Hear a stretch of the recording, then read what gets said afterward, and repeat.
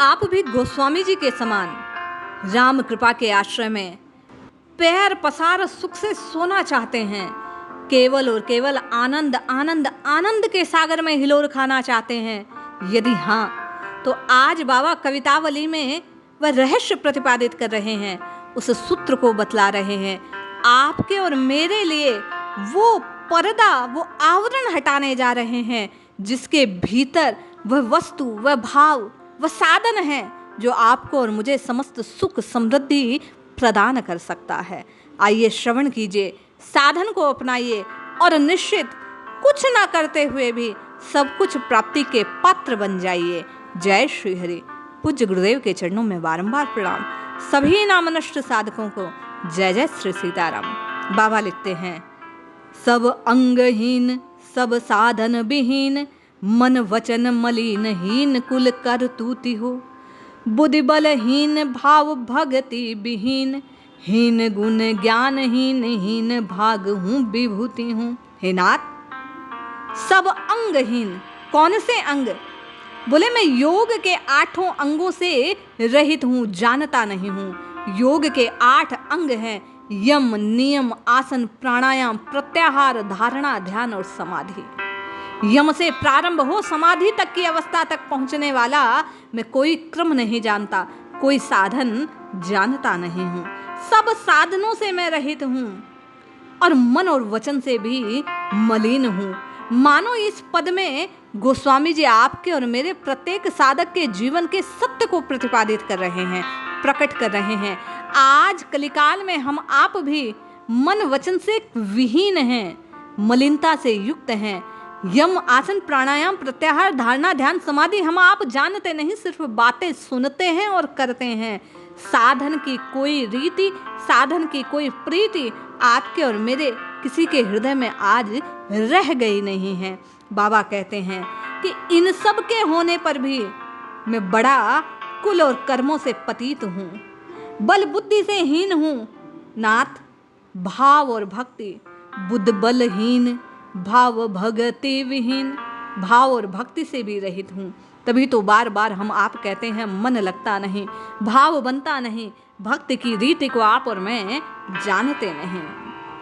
बाबा कहते हैं गुणों से हीन है, ज्ञान से हीन है, भाग्य और ऐश्वर्य से रहित है। बार बार कहते हैं नाथ, हमारे भाग्य ही ऐसा है, हम तो भाग्यहीन हैं, हमारी तो किस्मत ही ऐसी है, तकदीर में ही ऐसा ही लिखा है, प्रारब्ध के कारण ये कष्ट तो हमें भोगने ही पड़ेंगे। बार बार यही शब्द तो हम आप आज पूरे परिवेश में सुनते रहते हैं। बाबा कहते हैं ये सबके जीवन का सत्य है। ऐसा होने पर भी ये स्थिति आपकी और मेरे जीवन की है। बाबा कहते हैं निर्भय हो जाओ, आनंद जीवन में छा सकता है, सब कुछ संभव हो सकता है, जो चाहे सो प्राप्त कर सकते हो। करना क्या है? बोले तुलसी गरीब की गहोर बहो राम नाम, जाहि जपी जीव राम ही को बैठो धूती हूँ।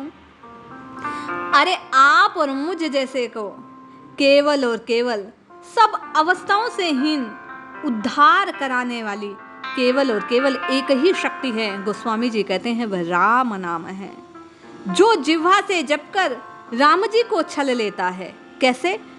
भगवान ये नहीं देखते आप कितने बड़े अपराधी हैं, आप में और मुझ में कौन कौन से अवगुण हैं, हम और आप कितने पापी हैं। प्रभु का तो व्रत है कि जो कोई शरण में आकर मेरे नाम को उच्चारित करता है, मुझे पुकारता है, शरणागत के भाव से मेरा हो जाता है, मैं फिर कुछ नहीं देखता, उसके कष्ट तत्काल समन कर देता हूँ।